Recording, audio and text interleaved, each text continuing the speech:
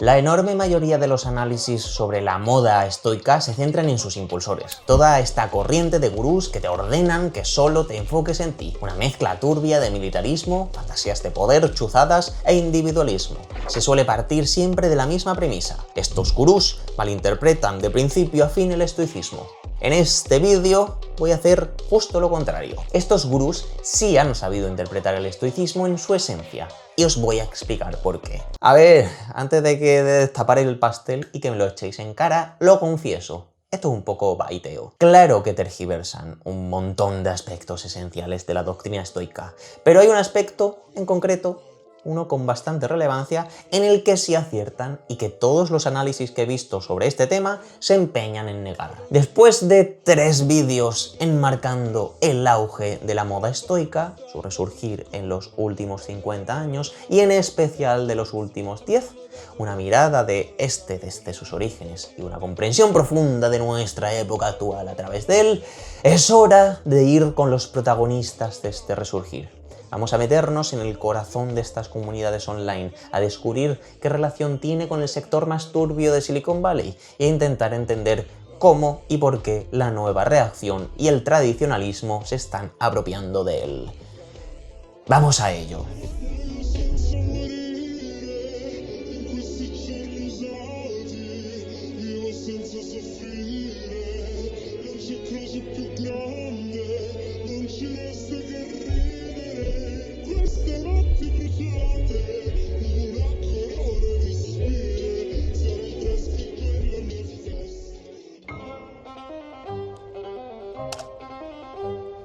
Capítulo 4.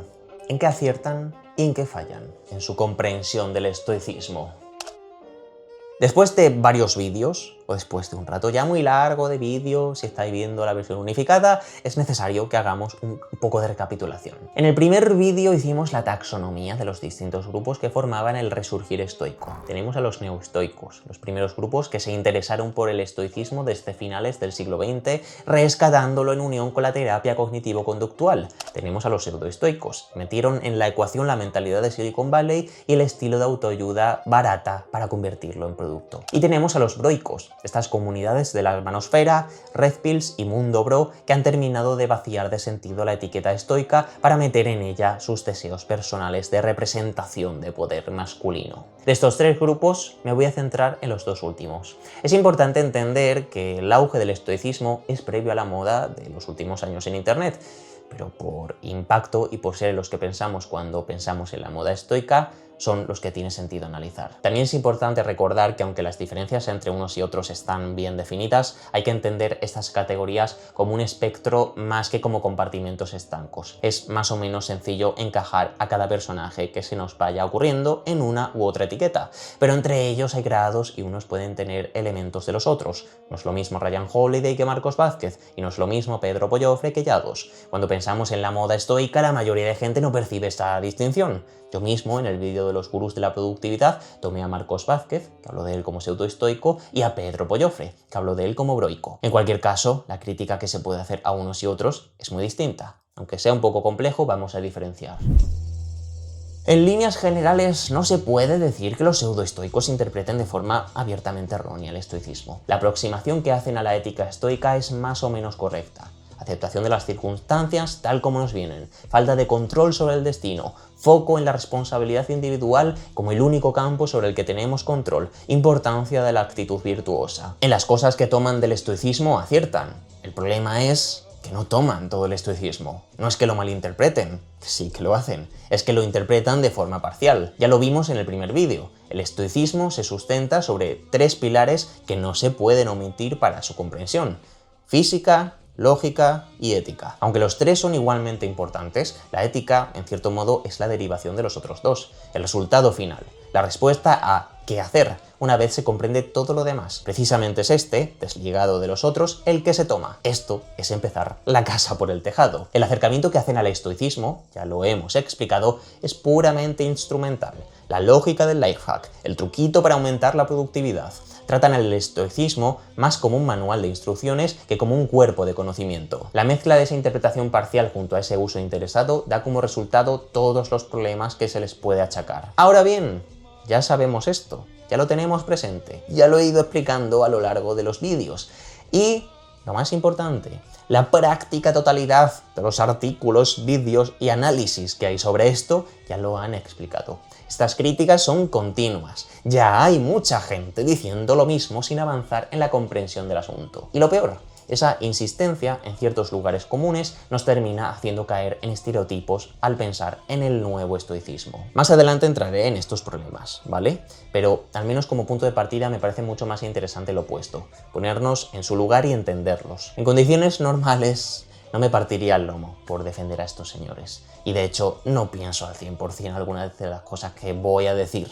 Vamos a tomárnoslo como un ejercicio mental. Empecemos por el segundo de los dos problemas, el uso instrumental y la lógica del lifehack. Durante mucho tiempo mi posición ha sido exactamente esa. El uso utilitario del estoicismo es prácticamente un pecado original. Es un punto insalvable que hace que cualquier interpretación posterior esté más o menos cercana al espíritu realmente estoico, quede viciada por esa intención tramposa. Sin embargo, después de toda la documentación y aunque me ha generado mucho rechazo asumirlo, ya no lo veo así. No es ya que no me parezca mal este acercamiento, es que me parece que está bien, que es correcto. Esto es lo que dije al principio del vídeo, que no estaba de acuerdo con el resto de gente que ha analizado este asunto. Os recuerdo que los primeros en reducir el vigor intelectual del estoicismo no son estos pseudoestoicos. Este proceso se da con el estoicismo romano, el que llega a nuestros días y del que estos señores toman sus referencias. Y bueno, pues sí, podemos criticar al estoicismo romano por esto mismo. Ya he repetido varias veces que es una versión desnatada del estoicismo genuino, pero es una versión hija de su tiempo. Y de hecho, esa simplificación fue parte de su triunfo. Un público nuevo y semieducado había dado la espalda a los grandes diálogos platónicos, dirigiéndose hacia unas viandas más simples proporcionadas por filósofos caseros como Epicteto. ¿Hace eso menos legítimo al estoicismo romano? Bueno, me he encontrado alguna crítica que también lo condena, pero si queremos ser más papistas que el Papa, pues vale, pero yo qué sé, es el estoicismo del que tenemos casi todas las fuentes primarias. Lo que entendemos como estoicismo es fundamentalmente el romano. Al final el estoicismo es una filosofía de acción y también es una muy prolongada en el tiempo, que cuando ha agarrado es porque ha entrado en sintonía con el momento que le tocó vivir. Eso se aplica para el estoicismo romano y, mal que nos pese, también se aplica para estos personajes. Creo que más que una malinterpretación del estoicismo, lo que hacen es reinterpretarlo. A ver, 700 disclaimers. Hay otros tantos aspectos donde interpretan abiertamente mal el estoicismo, y en los que lo reinterpretan tampoco significa que esté de acuerdo. Esa reinterpretación va dirigida a ser capaces de encajar la mentalidad de Silicon Valley y la obsesión con la productividad con el discurso estoico. Ya lo critiqué en el primer vídeo y en un rato volveré a ello. Lo que digo ahora es que esto no va de si estoy o no de acuerdo con lo que proponen. No se trata de rescatar al estoicismo y de llevarme por delante a los pseudoestoicos. Esto no es un juicio. El caso más pertinente aquí seguramente sea el de Marcos Vázquez. A Marcos, o Fitness Revolucionario, le pegué sus correspondientes palos en el vídeo del Oculus. No es un personaje de mi agrado. Creo que esto que voy a decir no deja de ser muy generoso por mi parte. Pero estoy dispuesto a ver a Fitness Revolucionario como una traducción del estoicismo a día de hoy. Sí, evidentemente no busca enseñar sobre estoicismo y no es completamente riguroso en su exposición. Muestra de ello es que para hablar de estoicismo se dedica a meter con calzador referencias al mundillo del fitness, que es realmente su nicho. Pero puede que eso tenga incluso más sentido. Si lo que queremos es traer el estoicismo, tenemos que adaptarlo a nuestro contexto, a nuestras necesidades y comprenderlo a través de lo cercano. Así es como se pone en práctica una filosofía de acción. Es un estoicismo mainstream, uno mucho más descafeinado que el ya de por sí descafeinado estoicismo romano, pero al menos es uno medianamente bien entendido en lo esencial. En todo este asunto estoy omitiendo el elefante en la habitación, que es el tema de que mucho de esto va de marketing y ya está. Estos señores no dejan de ser unos vendeburras que te quieren colar un curso, un libro o que les compres monedas con la cara de Marco Aurelio.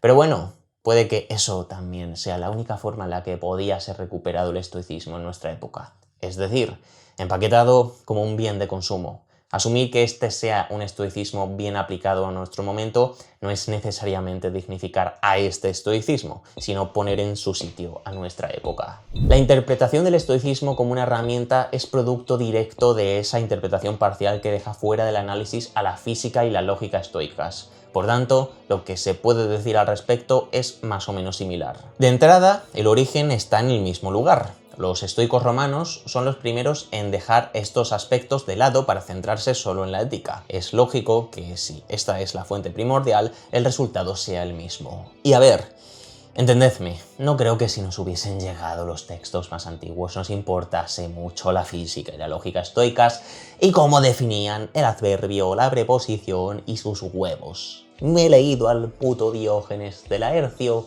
y ya os digo que nos la sudaría. Y sí, nos la sudaría por ese adelgazamiento intelectual, pero también porque con una corriente de pensamiento de más de 2000 años hay cosas que es muy difícil que resistan el paso del tiempo. Vivimos en una época donde la ciencia está más alineada con el atomismo y el principio de incertidumbre que con la unidad cósmica y el determinismo. Reinterpretar el estoicismo y traerlo a nuestro momento también es ser capaces de desechar lo que no termina de adaptarse a nuestro momento, o refundirlo con conceptos modernos. Aceptar, por ejemplo, que igual que la física, según la escala, tiene reglas distintas, física clásica, cuántica, relativista, permite aceptar que el determinismo puede funcionar en una escala de las acciones humanas, aunque no encaje con otras escalas. Pero bueno, esto sería una discusión de filosofía y ciencia que se va del asunto. Ahora bien, tenemos que ser claros, no nos hagamos trampas.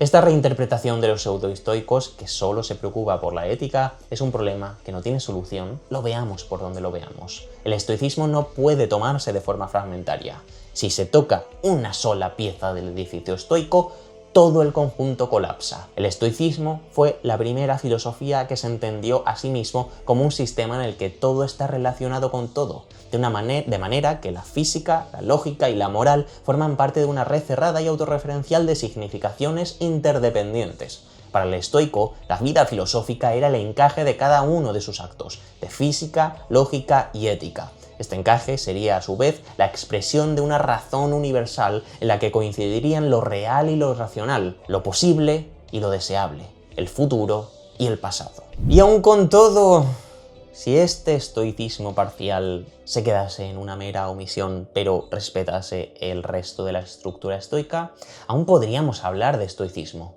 El romano es así, pero el pseudo-estoicismo no. Y es que, más allá de las simplificaciones de las enseñanzas para su conversión en producto, ¿qué es lo que caracteriza en lo formal al pseudo-estoicismo? Vale, sí, las bases de la ética estoica las respeta, pero a la hora de la verdad, el pseudo-estoicismo es un poco de esa ética usada como excusa metida en un vagón cisterna de darwinismo social. El resultado de esta mezcla es una serie de pifias que ya expuse en el vídeo de los Neurus. Por ejemplo, el determinismo. En el estoicismo el destino es algo fijado desde la eternidad, donde el mero planteamiento del libre albedrío supone un problema. Los pseudoestoicos, sin embargo, ven la aceptación del destino como el punto de partida para sobreponerse a él. Es una forma de justificar que da igual la posición económica o social desde la que empieces, solo importa lo que hagas a partir de ello, y que todo el potencial para alcanzar tus objetivos está en tus acciones. No es que esta lectura sea un poquito distinta a la original para adaptarlo,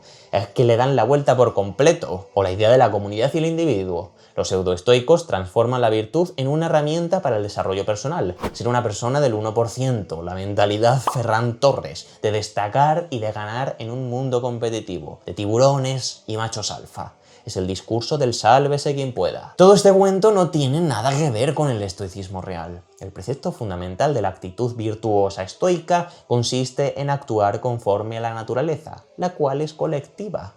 La persona carece de valor individual. No somos lobos, somos hormigas o abejas. No somos individuos en competencia, sino partes de una misma unidad cósmica. Ni siquiera en el estoicismo romano, el del replegamiento individual, se renuncia a esta idea. La cosmópolis humana, como reflejo del mundo y del compromiso cívico con los semejantes, siguen siendo esenciales en el estoicismo tardío. Estos dos aspectos, el del determinismo y la comunidad, son los más sangrantes por ser los que atacan a principios elementales y explícitos del estoicismo clásico, pero no son los más graves. Nos encontramos un concepto del ocio completamente perdido. No son capaces de casar el ocio contemplativo estoico con la productividad como una meta que inunda todos los ámbitos de la vida. Incluso la idea del placer, también fundamental en la ética, está completamente destrozada. No ven el placer como algo indiferente, sino que distinguen entre tipos de placer según si suponen un sacrificio o no. Esta visión que glorifica el sacrificio tiene un reverso turbio. Abre una senda en la cual los siguientes pasos son la justificación del sufrimiento y del dolor como vías hacia bienes mayores. Es un camino que termina confundiendo la indiferencia estoica con la represión emocional. Llegados a este punto, de lo que estamos hablando es de conceptos sin más relevancia que el malentendido. No es que su traslado a la práctica no sea como tendría que ser si se entendiese bien la teoría. Es que su traslado a la práctica supone un peligro para quienes caen en este cuento. Todo esto, insisto, lo desarrollé con más detalle en el vídeo de los Neurus. Es de justicia decir que los peores aspectos de esta malinterpretación del estoicismo no responden a los pseudoestoicos como tal, sino a los broicos. Lo que pasa es que son estos broicos que pueden llegar a verse como pseudoestoicos. Son aquellos que se toman en serio a sí mismos e intentan tomarse en serio al estoicismo a pesar de no enterarse ni por dónde les da el aire. A todo esto podemos sumar el desastre al valorar el estatus como un bien, la comparativa con otras personas, con el físico, el coche y todo eso. Pero aquí definitivamente entraríamos en el terreno de los broicos de pata negra. Vale, toda la cuestión de las consecuencias es importante por su gravedad. Pero volvamos al inicio. Si el pseudoestoicismo solo toma una parte de este, si no lo valora como lo que es una corriente integral de pensamiento, ¿por qué hablamos de estoicismo? El estoicismo es colectivo y radicalmente determinista por definición. Si de lo que hablas no entra en esas dos palabras, lo tuyo no es estoicismo. Punto. Y sí, vale, estoy en contra de esas ideas. Lo estaría aunque estuviesen bien interpretadas y criticaría el estoicismo a la par. Esto no va a desalvar al estoicismo, sería igual al revés. Si estuviesen mal interpretadas, pero estuviesen de acuerdo, si yo estuviese de acuerdo con ellas, eso no haría que tenga sentido hablar de estoicismo. De lo que hablo aquí no se trata de estar a favor o en contra. Esto es una cuestión puramente semántica.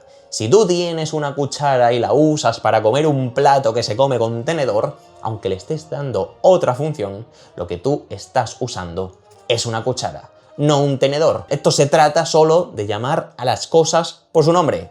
Ya está. Escúchame, si yo saco una cazadora del armario y la meto en la nevera, he metido una cazadora en la nevera.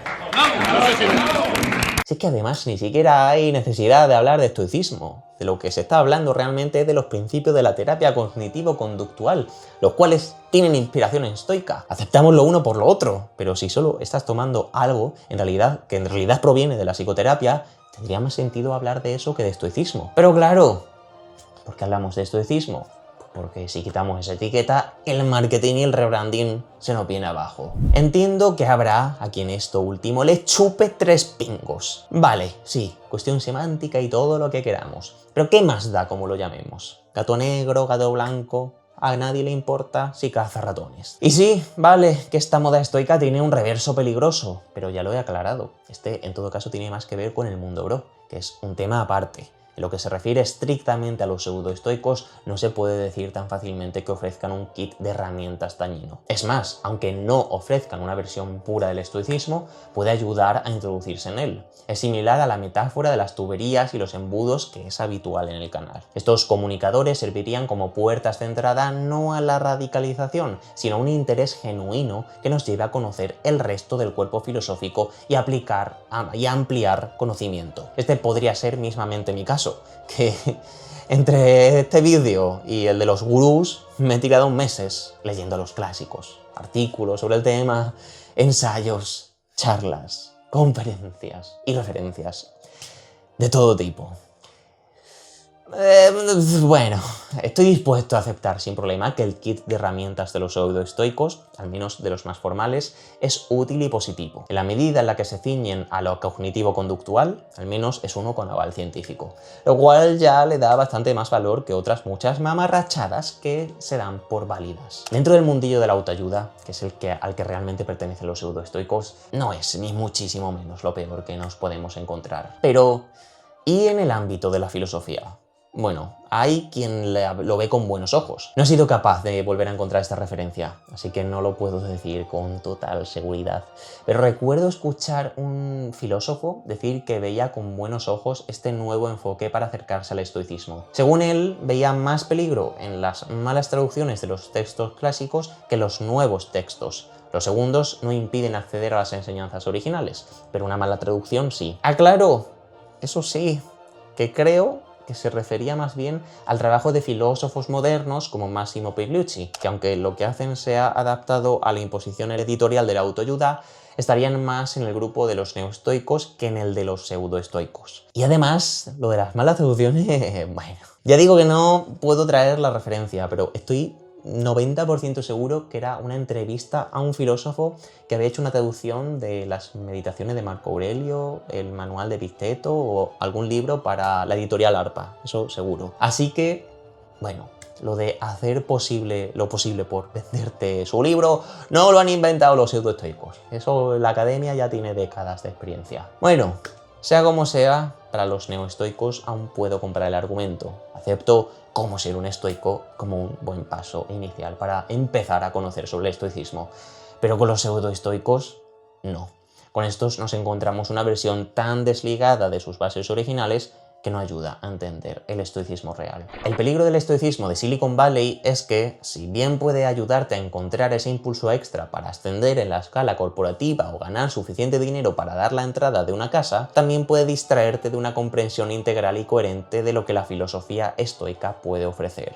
Con esto podría volver a los problemas de ese uso instrumental del estoicismo, pero no quiero repetirme. Además, creo que el problema real de este estoicismo made in Silicon Valley es mucho más profundo. Es un problema que no tiene que ver con cómo se concibe el estoicismo, sino cómo se concibe a la filosofía misma. A ver, yo no soy un experto, no tengo estudios, no tengo título, no tengo nada, ¿vale? Pero aún así creo que cualquier persona que se haya interesado mínimamente en la filosofía entiende que esta es un lugar al que acudir para hacerse preguntas, no para que te den respuestas. La filosofía te tiene que llevar a la duda y la reflexión, no al tutorial de YouTube. El por qué tenemos esas angustias y esa necesidad de respuestas me parece interesante. En el vídeo anterior lo usé para hablar de nuestro momento histórico. Intentar pensar en las necesidades de este tipo de discursos consiguen cubrir y ser propositivos también es esencial. Más adelante iré a ello. Pero que eso sea interesante no quita lo triste y fallido que es el resurgir estoico. Y sí, antes también dije que el estoicismo es una filosofía de acción, y sigo viéndola así, pero eso no puede entrar en colisión con la base más elemental de la filosofía en su conjunto. Si con los pseudoestoicos me he esforzado en omitir la importancia del marketing, con los broicos es inevitable empezar por ahí. Ya lo dije en el vídeo anterior, la cantidad de fenómenos de internet con un calado aparentemente político que en realidad consisten en vender algo o generar una necesidad es enorme. Ya puede ser el gurú de los burpees, los youtubers que te avisan de que la economía se va a pique, la influencer que importa la estética tradwife, las cuentas automatizadas que anuncian la caída de Occidente y la raza blanca desde Mumbai, o lo que se nos ocurra. En todos estos casos, el impulso por transmitir se basa en un beneficio económico, ya sea de forma directa con productos o cursos o indirecta mediante la exposición y la economía de la atención. En unos casos hay la intención de esparcir determinados discursos políticos, en otros ni siquiera eso. Si queremos, podremos analizar los peligros o no de que ciertos discursos encuentren la viralidad. Para ello habrá que entrar a cada caso de forma individual. Pero insisto, el mínimo común denominador, el punto de partida desde el que hay que comprender a todos es que hacen lo que hacen por ganar perras. Centrando el tiro en el estoicismo, hay una serie de contenidos que son palmarios de este denominador común. Es una etiqueta que no entra en ninguna de las que hemos visto hasta ahora. El broísmo desmonta por completo el significado de la palabra estoico, pero lo hace para introducir otros elementos discursivos. En esta categoría de la que hablo, ni siquiera tenemos eso. Son contenidos que están pero tan reducidos únicamente a la buzzword, al gancho comercial y al venderte el producto, que no tienen cómo vincularse a nada de lo que he comentado. Bots estoicos para venderte el trading de criptos. Cuentas de Twitter que pagan el premium soltando frases y citas aleatorias. O, como no, los famosos vídeos hechos por IA. Hay que hacer un matiz. He dicho que aquí ya no hay discurso para analizar. Con un bot de trading estoico es evidente que es puro marketing sin sustancia. Lo de las frases tenemos claro que lo hacen por monetizar el checkblue y que las citas son píldoras tan escasas de conocimiento que me lo podréis comprar. Pero, ¿y los vídeos? sean o no de IA, si tienen un componente divulgativo más allá de monetizar, ¿no? Bueno, esa es la trampa. Las enseñanzas de estos vídeos no son malas, no es el destrozo de los bros, pero son enseñanzas vagas y genéricas. No tienen nada para comentar. Son contenidos donde el mensaje es total y absolutamente irrelevante. Solo buscan la retención de atención y la monetización. Lo que tienen de divulgativo es casi por accidente. El mero amago de pensar que hay que tomarse la molestia de analizar estos contenidos es caer en una trampa para palomas. Es como los vídeos caseros donde alguien cocina haciendo algo raro, usando un utensilio mal, o se ve algo llamativo en su set o fuera de sitio. O como los vídeos de un tío que muestra una morning routine marciana que se convierte en meme metiendo una botella de agua que sale todo el rato y a la que se le ve perfectamente la marca. Caer ahí es entrar en el juego del engagement. Con estos contenidos, en todo caso, lo interesante es preguntarse por qué son de la forma que son. ¿Por qué están asociados a unos contenidos de un nicho concreto? ¿Por qué no hay contenidos sobre estoicismo aplicado a la jardinería o a la cocina? He buscado estoicismo y cocina y sí hay. Concretamente, ¿sobre qué diría Epicteto de los ultraprocesados? Es que es para cagarse. Bueno, pues sí, lo del real food ya sabemos que es otra puerta de entrada a todo esto. Bueno, el caso. ¿Por qué el nicho es siempre el mismo? Con lo que hemos visto, cae por su propio peso. Aplicaciones de trading, cuentas de Twitter que pagan por el checkblue o flipados de la IA. Entran todos por igual en el saco Tecnobro que tiene un póster de Elon Musk en su cuarto. Si queréis, hacemos la prueba. Si buscamos estoicismo y NFTs, también nos van a salir unas buenas mamarrachadas. Estos contenidos, particularmente el de los canales de IA, hay que analizarlos desde otros enfoques. No hay nada para hablar en relación con el estoicismo. De lo que debemos hablar es de shitification, internet muerto, automatización de los contenidos en internet y todo eso que ya comenté en el vídeo de Insight y que otros 7000 youtubers han tratado ya en podcast y videoensayos. Los broicos siguen una línea muy similar.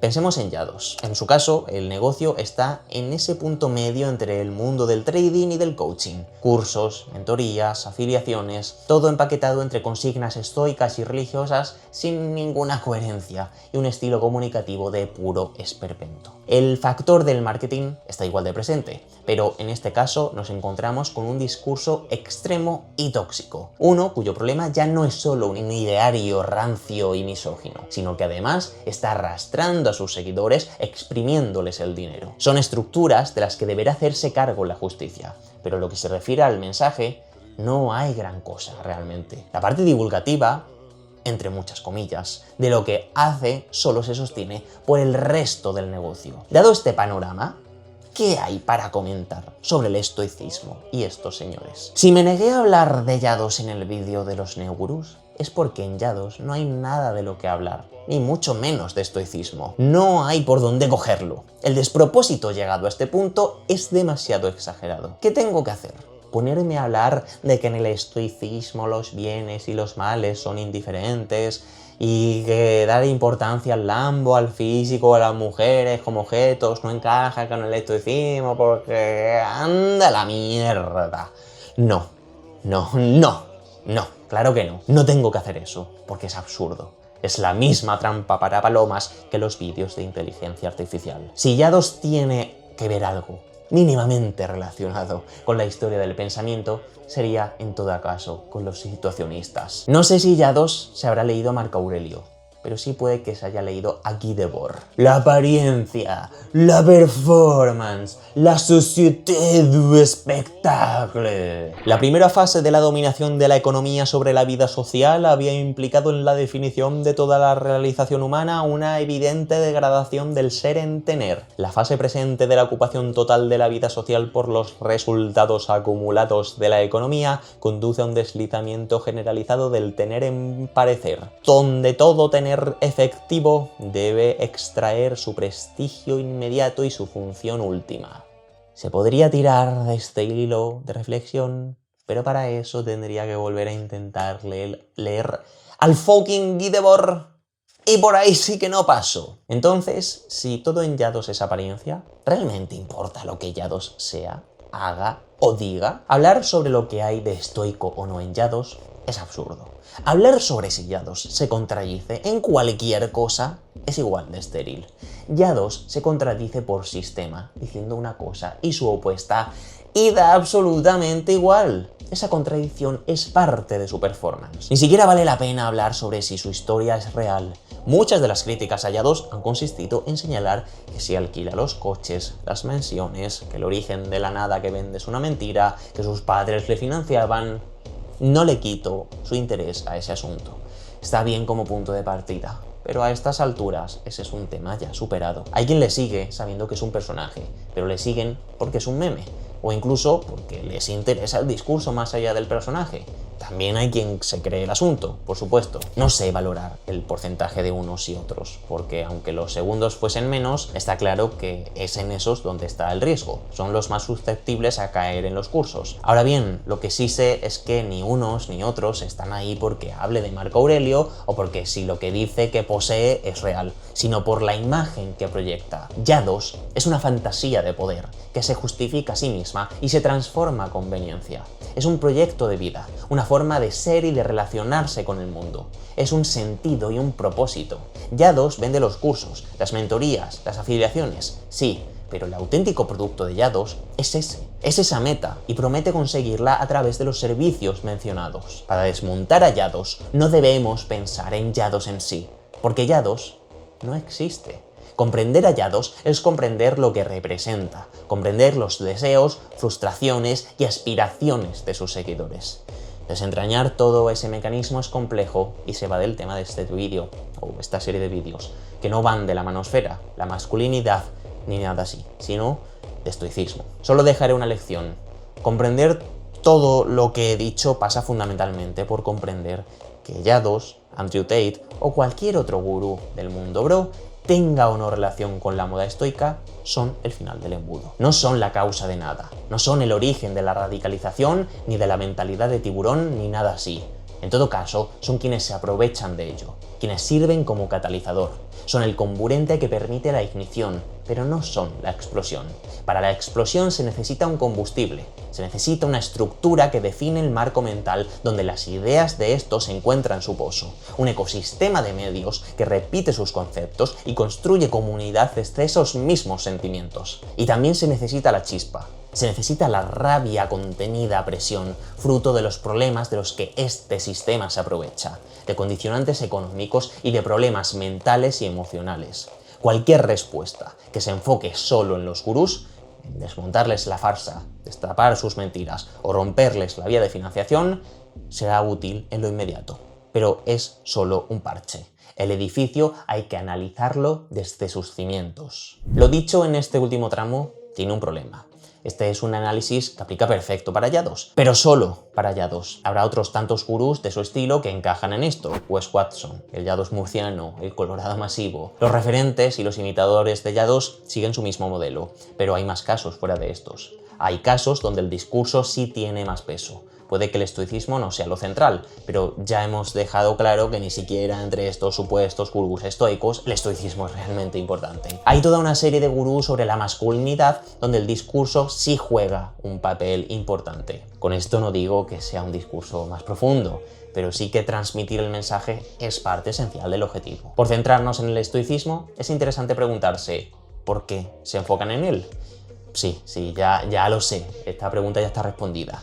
El estoicismo funciona como palabra pegadiza, la han convertido en producto, etc. Sí, lo sé. Ahora me refiero a ¿por qué usan el estoicismo a nivel de discurso? Si bien el estoicismo como idea suele jugar un papel menor del que se suele pensar en este mundillo, no es así con la idea tradicionalista que va íntimamente ligada a este. El estoicismo ayuda a evocar una idea específica del pasado, una atravesada por la disciplina, el autocontrol, la contención emocional. Es ese puente que une la base científica de la psicoterapia, lo cual ayuda a que entren los gurús del coaching, con ese imaginario de estatuas, bustos y tipos duros. Sí, cuando hablé de por qué las filosofías orientales no triunfan igual, ya expliqué que hay motivos aparte de ser autoayuda con gladiadores para que el estoicismo resurja. El estoicismo como idea resurge por otros muchos factores que ya he explicado en vídeos anteriores. Pero con los broicos sí tiene ese papel relevante, lo cual también señale en esa parte. El estoicismo no es ni siquiera el único fenómeno con el que está ocurriendo esto. Hay todo un submundo de cuentas e influencers dedicados a rescatar elementos estéticos y simbólicos de la antigüedad como reivindicación de un pasado mejor y una enmienda a la modernidad en su conjunto.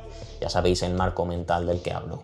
Pérdida de valores, decadencia de Occidente, etc. El mayor representante de esto probablemente sea Bronze Age Pervert. Con este seudónimo y una cuenta de Twitter con más de 180.000 seguidores, Bronze Age Pervert condensa a la perfección esta adaptación del tradicionalismo más duro al estilo comunicativo de los foros de internet. El vapismo, nombre salido de las siglas de su nick. Una mezcla de memes de Wojax, culto al cuerpo, idealización de las culturas antiguas, referencias a la testosterona y todo tipo de consignas reaccionarias mezcladas con humor postirónico.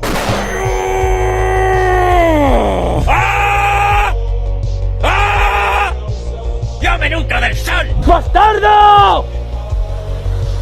¡Bastardo! Muchachos, fuerza y honor, a muerte.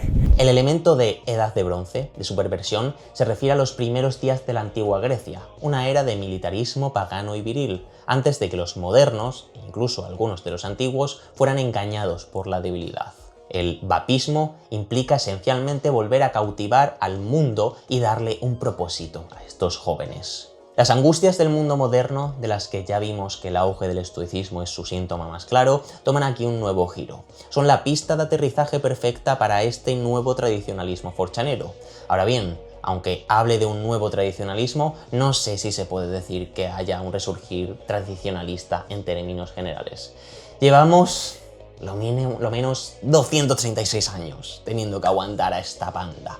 La forma en que transmiten el mensaje se ha ido adaptando, pero cómo usan el imaginario cultural y simbólico, los elementos nacionales, la virilidad y todos estos asuntos, se ha ido heredando. De hecho, esta asociación con el estoicismo no es nueva. Aunque en vídeos anteriores solo me he centrado en su resurgir moderno, la realidad es que el estoicismo ha sido rescatado también en otros momentos de la historia. Los reaccionarios han servido de antes, y no solo en un sentido estético o simbólico, sino también como una referencia intelectual. Por ejemplo, Ernesto Jiménez Caballero, ideólogo fundamental del falangismo, reivindicaba particularmente el estoicismo de Séneca. Cuando el Duce emplea el término fática, se refiere exactamente a la misma concepción que Séneca tenía de la virtud, al esfuerzo, al trabajo, al coraje. El fascismo, como el senequismo, es, en el fondo, el estilo eterno de Roma, la concepción que luego se llamaría cristiana y hoy fascista, o sea, de que la vida es milicia, frente al Oriente, donde la vida es despojamiento absoluto, y al Occidente, donde la vida, según Fausto, es acción. Roma la concibe a través de sus más geniales hijos, Séneca, Loyola, Mussolini, como combate, como virtud, como fe, como fatiga. Esta es una referencia que se me ha hecho llegar cuando he empezado a subir ya los vídeos, es decir, que ya estaba todo clavado, pero es una referencia tan específica y que viene tan a cuento que tenía que incluirla. Los vapistas y demás grupillos de basados y ranitas son unos niños rata al lado de los tradicionalistas de tomo y lomo. Ya podrían aprender que están rescatando todo lo antiguo menos el tremendo flow que se gastaban. Yo, hasta que no vuelva el carlismo y los fueros, no estaré satisfecho. Estamos cerca, ¿eh? Estamos cerca con lo de Felpudo VI, pero a mí esta copia barata no me sirve. Al menos las boinas, por favor. Ya se ve lo que está pasando con tanta idea disolvente. Si esto sigue así, en algunos años, o hay frailes o habrá socialistas. Mucha deriva tradicionalista, pero Don Luigi Mangione también marca el camino para una generación de gymrats enrabietados. Y oye, hablando del bueno de Luigi, puestos a traer cositas de la disputa de liberales y tradicionalistas, se me ocurren otras cosas que podemos traer. Ça ira, ça ira, ça ira. Les aristocrates à la lanterne.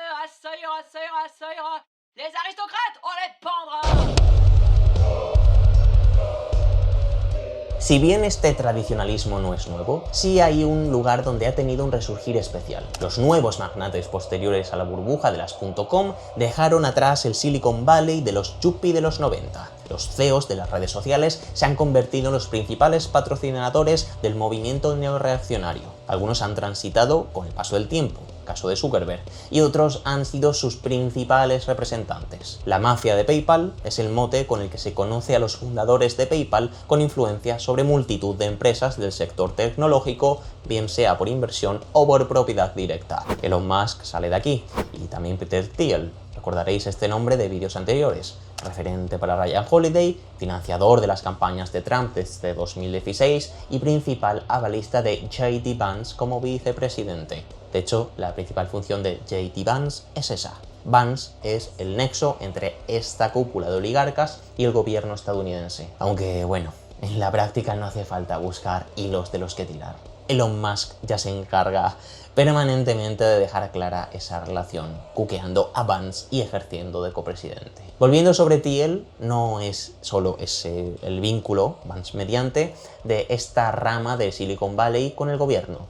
Además, es el gran referente de la neorreacción o ilustración oscura, término acuñado por el filósofo y bloguero Nick Land. La ilustración oscura es una mezcla de las ideas libertarias más salvajes, aceleracionismo tecnológico, fe ciega en la tecnología y en el progreso, transhumanismo y, ante todo, un rechazo de pleno a todo el orden liberal y democrático posterior a la Revolución Francesa. Para la ilustración oscura, la democracia, degenerada en la dictadura de la mayoría, se ha convertido en un impedimento del progreso, al igual que valores como la compasión, la justicia social, la igualdad o la fraternidad. En su lugar, defienden un modelo aristocrático con hechuras más propias de las instituciones del antiguo régimen. Un modelo donde los nuevos megarricos tomen el control de los gobiernos para dirigirlos a imagen y semejanza de las estructuras empresariales de las que son dueños. Todo este cuerpo teórico tiene mucha relación con teorías como la del neofeudalismo de Yanis Varoufakis, con la salvedad de que Varoufakis teoriza que se está dando, o se ha dado ya, un cambio en el modelo de producción capitalista. Afirmación complicada y que arrastra mucha discusión. Y más importante, que la ilustración oscura no es una hipótesis de un oponente político, sino una propuesta expuesta por sus defensores. El vínculo de esta corriente con el tradicionalismo y particularmente con la cultura grecolatina no es un hipotético. No es que por defender ideas contrarias a la modernidad en términos históricos estén relacionándose de forma implícita con un pasado anterior. No. Hacen un uso explícito del pasado y particularmente de los autores clásicos para defender un ideario reaccionario en lo general y misógino en lo particular. El libro Not All Dead White Men, clásicos y misoginia en la era digital, aborda este asunto en detalle. En él se explica cómo se han transformado y retorcido los textos clásicos para alinearlos con el supremacismo y la misoginia, dándoles a estos un barniz de autoridad. Usan los clásicos para hacer que sus políticas de género reaccionarias no solo parezcan normales y naturales, sino profundamente europeas. La autora del libro es Donna Zuckerberg, hermana de Mark Zuckerberg. Esas reuniones familiares tienen que ser para verlas, como una directiva del Sevilla de los del Nido. A mí no me hable así. En el uso de la palabra. A mí no me hable así. No está usted en el uso de la palabra. No está usted en el uso de la palabra, por favor. Cuando en vídeos anteriores hablaba de la influencia de Silicon Valley en el panorama sobre el que se asienta la moda estoica, no solo era por la mentalidad obsesionada con la productividad, también tenía que ver con esto. Y cuando en este mismo vídeo ya he hablado de un ecosistema del que los broicos más exagerados son solo el último eslabón del embudo, pensaba en cosas como esta. Todo lo dicho en este bloque requiere una aclaración crucial. La base de lo que hacen los broicos se explica desde la financiación y no estrictamente sobre el discurso. Es cierto que después he aclarado que eso no significa que no haya discurso de fondo, pero quiero remarcarlo. Probablemente, si vamos uno a uno a cada uno de estos gurús, podamos hacer un juicio similar al de Yados, donde desentrañemos dónde está el negocio de cada personaje. Pero eso tiene un peligro. El análisis tiene que empezar por pensar en el modelo de negocio que generan y en cómo exprimen la economía de la atención.